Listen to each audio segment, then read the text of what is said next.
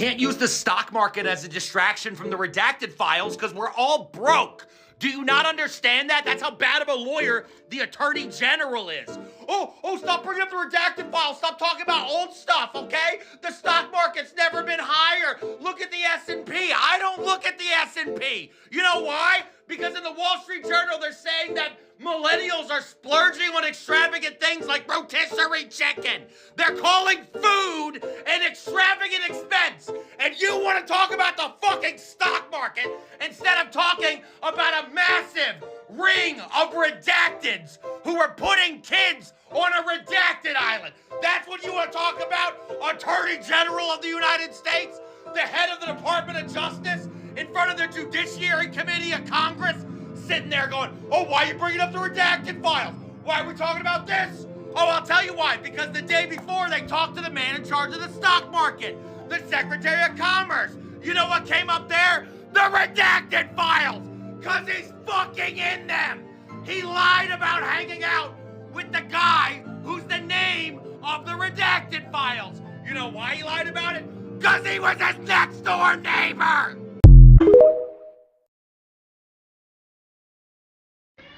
Any of y'all remember when the Epstein files was supposed to just be about some old dudes fucking some teenage girls? What happened to that? Now we're eating fucking kids and doing crazy shit. There's a reason they was trying to push that narrative. It's a bunch of teenage girls getting sex trafficked. No, it's motherfuckers eating babies and shit. They promised pizza, promised laughs, but that night I didn't eat a bite. I wasn't eating the pizza, mama. That night the pizza wasn't me. Lolita Express took me up into the clouds. Yummy, yummy.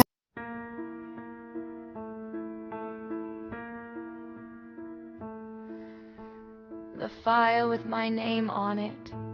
I did not know I existed in a file. Not at first. When you're 13, existence is smaller than paper. It's your bedroom ceiling, the sound of your own breathing when the lights go off.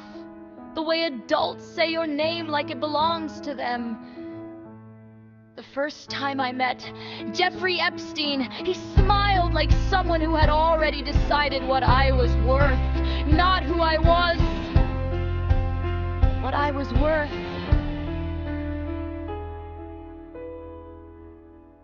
He didn't need to threaten me. He didn't need to raise his voice. The silence did the work, the quiet understanding that the room belonged to him, the walls belonged to him, and by extension, so did everything inside them, including me. I remember thinking how ordinary he looked. That was the strangest part. No horns, no warning label. Just a man in expensive clothes who moved like gravity bent around him instead of the other way around. He talked to other men, important men. Men whose names I would later see glowing on my phone screen years later. Names like Donald Trump. Names like Bill Clinton. Back then, they were just silhouettes in doorways, shadows that never looked directly at me, but I could feel their awareness like heat from a fire. You learn something very quickly when you're young and trapped in rooms like that. You learn that power doesn't look angry, power looks calm, power looks bored, power looks like it has done this before and will do it again long after you are gone. Years later, I found the file, not in a cabinet, not in some dusty government barracking, on my phone.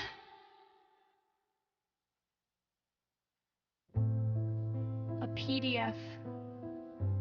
F Dacillon 67679 PDF.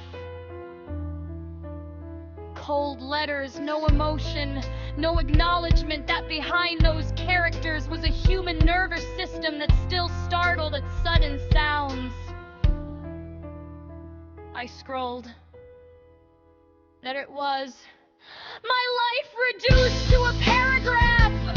I was 13 years old when I stopped reading, not because I didn't know what it said, but because it was strange to see pain translated into administrative language. It looked so harmless in Times New Roman, like a grocery list, like nothing at all.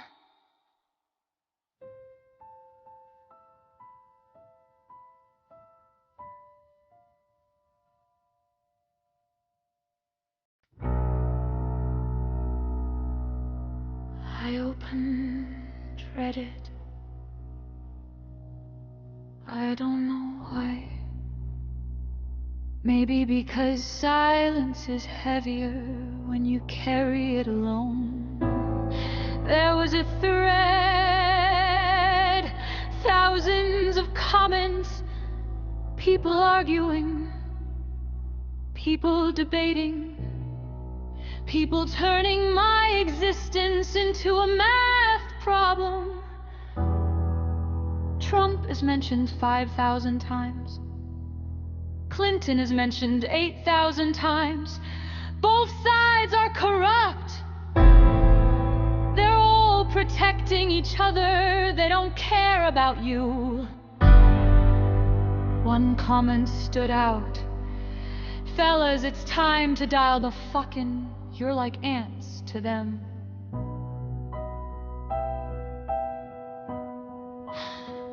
Ants.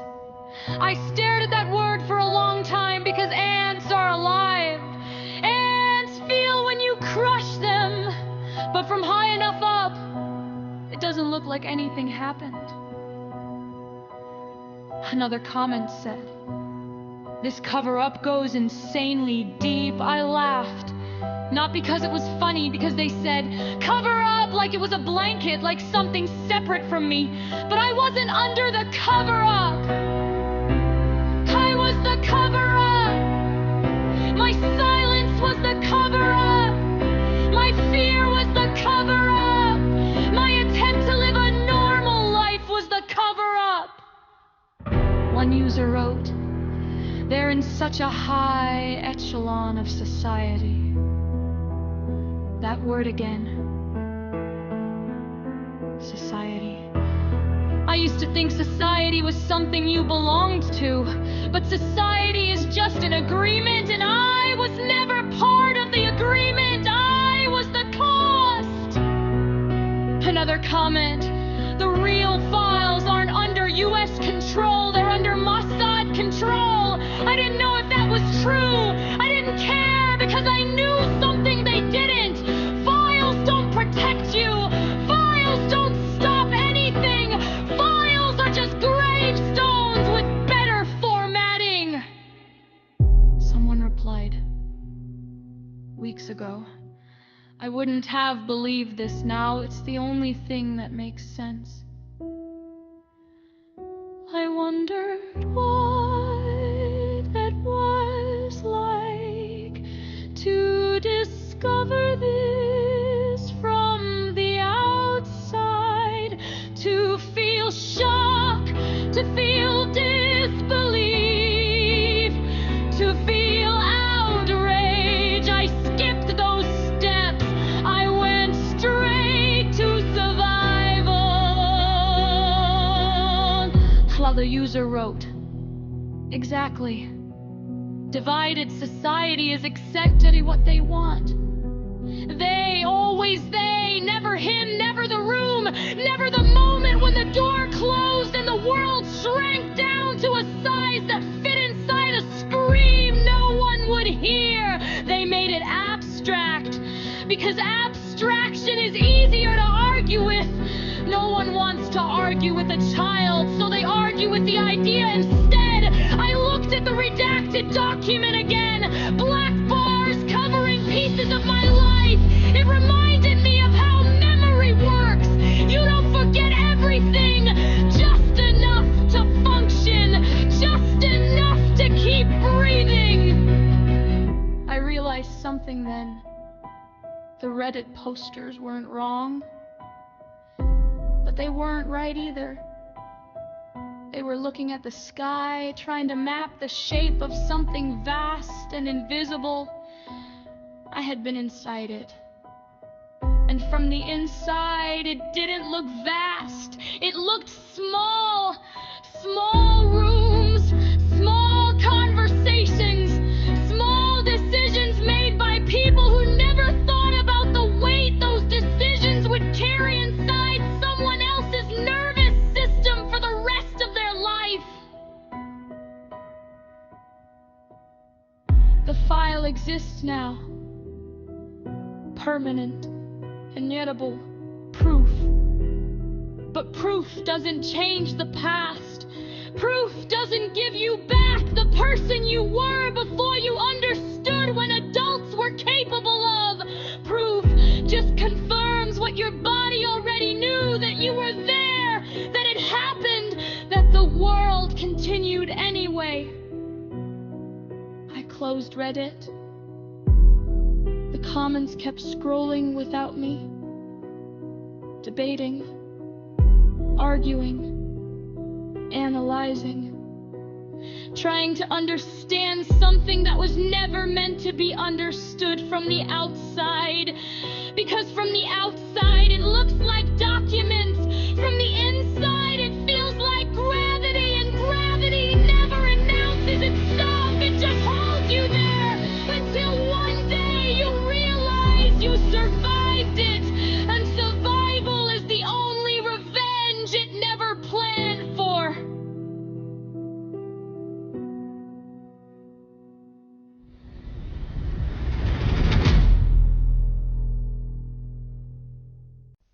Goodness gracious. Jeffrey Epstein and his friends truly loved beef jerky. Original message. From Karina Shuliak. To Francis. Subject: beef jerky. Sent August 29th, 2012, 8:38 a.m. Hi Francis. J.E. is asking to bring him more beef jerky on Friday. Are you also flying on Friday? If not, I would like to collect it from you and take with me on the plane. Please let me know. Thanks, Karina. On August 29th, 2012, 9:25 a.m. Oh, change of plans. I will be flying out on Monday. I can get beef jerky to you tomorrow, so you can take it on Friday. From Karina Shuliak. Date: Wednesday, the 29th of August, 2012, 9:28. 2. Redacted subject: beef jerky. Okay, then I will have to bring it with me. Is it possible to collect it from you tomorrow or today? On August 29th, 2012, 9:35 a.m.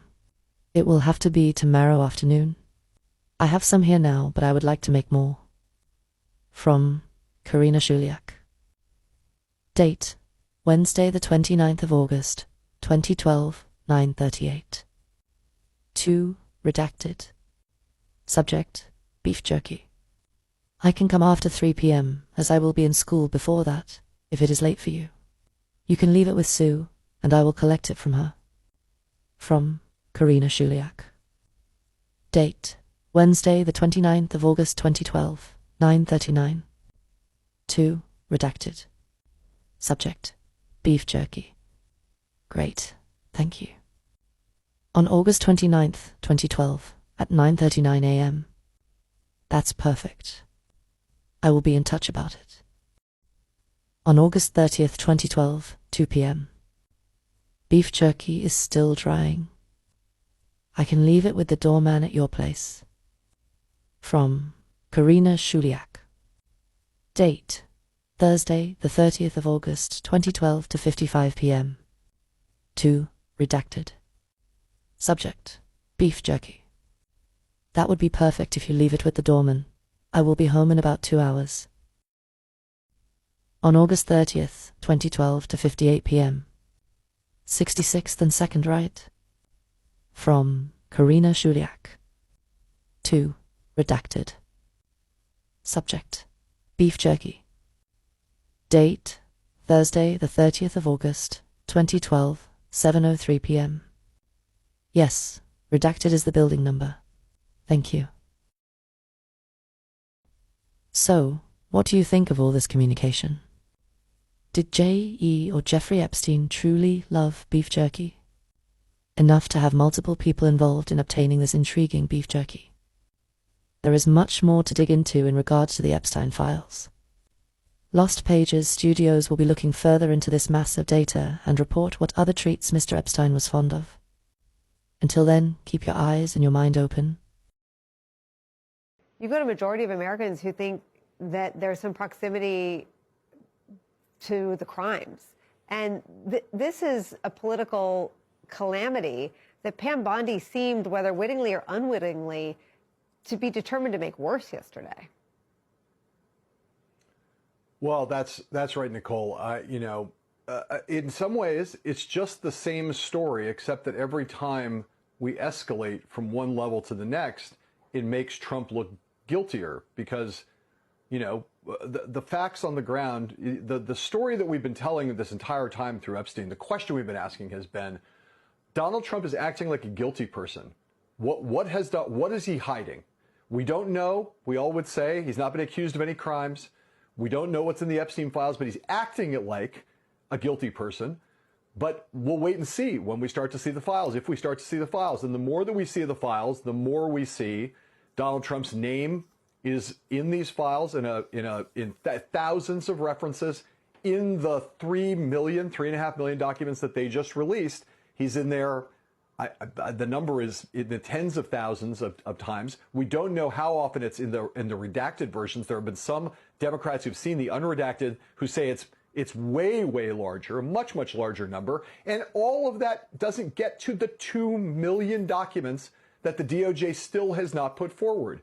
So the notion that the deeper we get into this and the more that we learn about it, the more we see Trump's name in various ways. Again, not so far incriminating of having committed any crime or done anything wrong, done anything legally wrong, but the reality continues to be worse and worse for him because it begs the question in a louder and louder voice.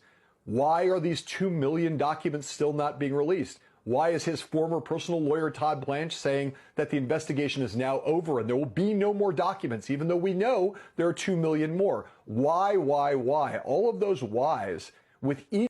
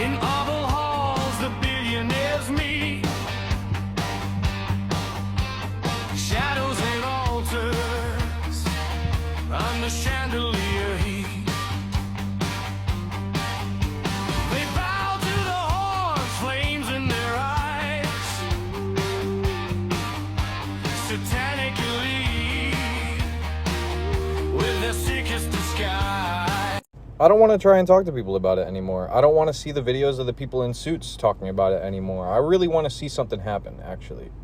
I want to see this turn. I want to see my phone turn off. I want to see the lights turn off. I want to see everybody look clueless about what's happening. And I want to see the people that know run to the fucking stores and take everything they need. and fucking, and then oh my God, that's what I want. That's what I want. Because I text people, I text my grandfather, hey man, you know what's going on? Yeah, I know what's going on. They're going to rewrite history. Great. I talked to my girlfriend, she wants to go on with life, and we got plans, we got stuff to do. Okay, no, you're right, I'm sorry. Let me try and keep it cool. You're right, I'm sorry. I gotta let this out somewhere. I go to the grocery store, I gotta look around, everybody's just acting normal. I go to the gas station, I'm like, I talk to a lady, I see her every day. I see that lady like every day. I'm like, do you know what's going on? No, I have no idea. Tell me. And then she doesn't want to know. You got to get off your phone. What do you mean I got to get off my phone? You got to get on yours.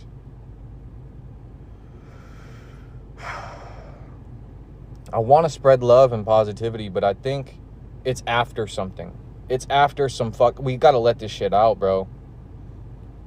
You're trying to tell me just let it simmer down. No, bro. I've done that my whole life. And it builds to resentment. I'm going to turn into some fucking lunatic. I'm going to be in a fucking nursing home going, ah, ah, banging on a shield, bro. Did y'all hear what Melanie Stansbury found in the Epstein files? Watch this. I'm going to be honest with you guys. I actually went through the files this weekend in depth. Donald Trump is not only named over and over in them, it is discussed this trial in which he was accused of raping a 13-year-old at Epstein's house. There is extensive discussions about a subpoena of Donald Trump in one of Jeffrey Epstein's cases in which he was accused for rape and sexual abuse. He was subpoenaed and gave a deposition in that case. There is extensive discussion between Donald Trump, Ghislaine Maxwell, and Mr. Wolf about not only Trump coming to his house, but Epstein says in these emails that he has photographs of Trump with girls. Yeah, you're done, Dookie. Done. There ain't no wiggling your way out of this one. So I hope that you made your plans to flee to Argentina, because that's the only way you ain't gonna face consequences for all this bullshit. This is just the beginning of the end for you and everybody in your administration. Melanie said Dookie Booty is all up and through these Epstein files. Once everybody sees you for the PDF that you are, you'll lose all fucking credibility, and everybody will start to turn on you. Watch.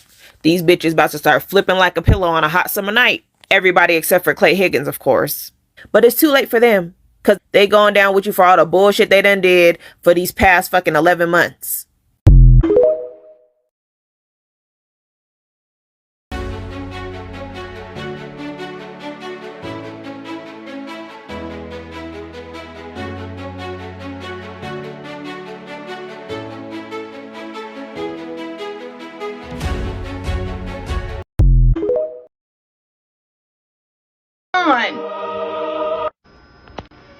Have you guys been paying attention?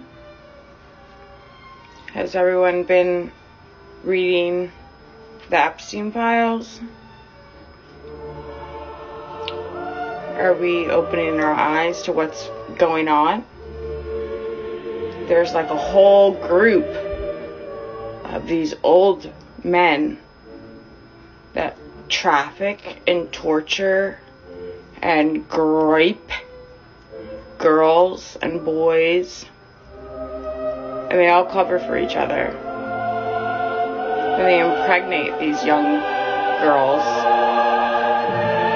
force them to have the babies, kill the babies, and eat the babies. And it sounds insane. It sounds fucking insane, but that's what's fucking been going on. The Cannibal and Cooks? Yeah. Also, again, why is this from Redacted? Think about this. If this is just beef jerky with a lovely restaurant called the Cannibals and Cooks, I'm sure nothing sketchy going on there. Doesn't seem like you need to redact this name, Kash Patel and Pam Bondi. Very, very odd. Wait for it. Beef jerky and steak. Can blank make some jerky? I think we should landscape all around the house to use the water if possible, if the main house is not enough. Now, interesting talking about using the water around the island. I wonder what that's for. Oh, I think we know, because yes, a lot of files have shown us about how they disposed of bodies. Now, talking about using the water around the island as it regards to taking care of the beef jerky, well, what we do know and what we found in the files is looks like, being shown the way that they, again, got rid of the cow carcasses in the beef jerky process. And here's one of the ways. Yes, he had a trapdoor that led straight to the ocean.